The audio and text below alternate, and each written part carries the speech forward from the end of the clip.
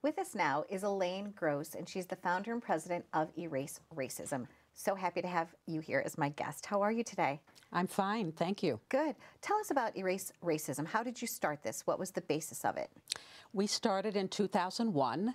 We knew that Long Island was among the 10th most racially segregated metropolitan regions in the country, and that our public schools mirror that segregation. So we wanted to understand where the segregation came from.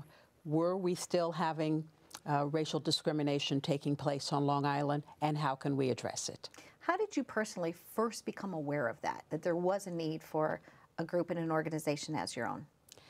Well, I grew up on Long Island, so I knew some things as a child and young adult, but we did the research, and that has been at the base of all of our work.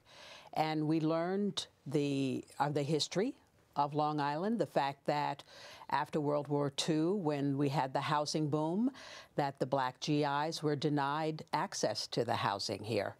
And that was really a combination of the federal government policies as well as the developers and real estate industry and banking industry, et cetera. So Long Island was designed to be racially discriminated. Even some school districts, you have Wheatley Heights, you have the Dix Hills School District, you have pockets of different things in certain neighborhoods, I suppose, were limiting where you could actually purchase a home. Is that correct? Is that kind of back how it all started? Correct, okay. Yes. So when you realized, growing up here, when you realized something seems off, something seems different, you decided to create your own organization. Who were some of your early supporters for that? How did you find people or resources that said, okay, Elaine, we're going to get behind you, we think you're right, let's do something about it?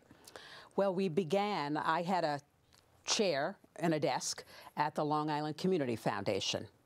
And they were really very supportive of this work, and they were the instigators of it in many ways. The director there asked me to come on board and do some research for them. And so we have a board of civil rights advocates, you might say, and we have some 1,500 individuals, Long Islanders, who have signed up to be partners of Erase Racism, who want to advance the work.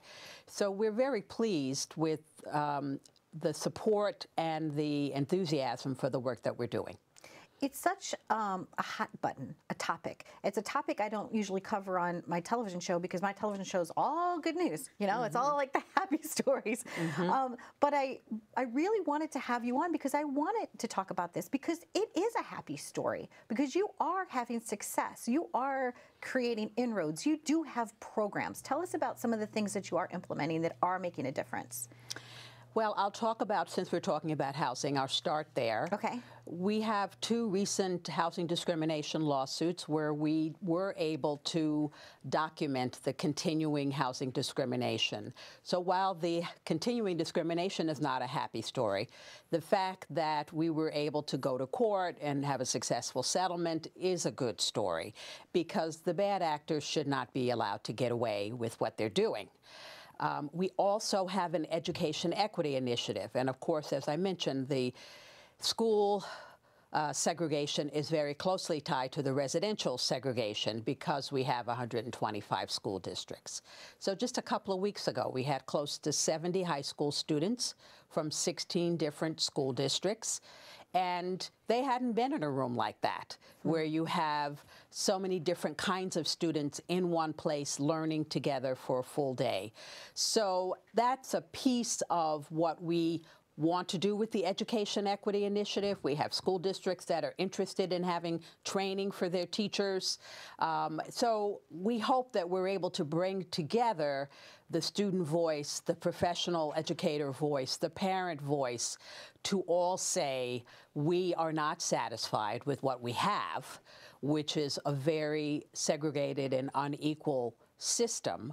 We need to find more opportunities for racially integrated learning environments. And so that is just an example of the kinds of things that we can do to make a difference. I think it's wonderful. I grew up in St. Louis, Missouri, so you can imagine I understand this topic. I understand it quite well.